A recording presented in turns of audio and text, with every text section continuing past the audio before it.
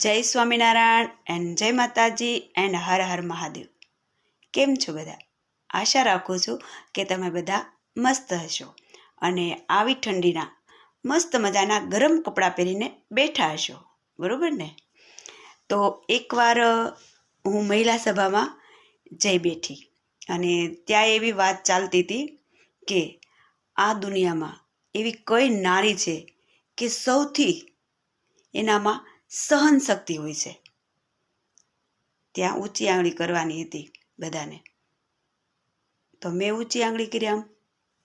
પછી મેડમે મને ઊભી કરી, તમે બતાવો એ કે કોણ છે એવી નારી સહન શક્તિ વાળી એમ. મેં કીધું હું છું.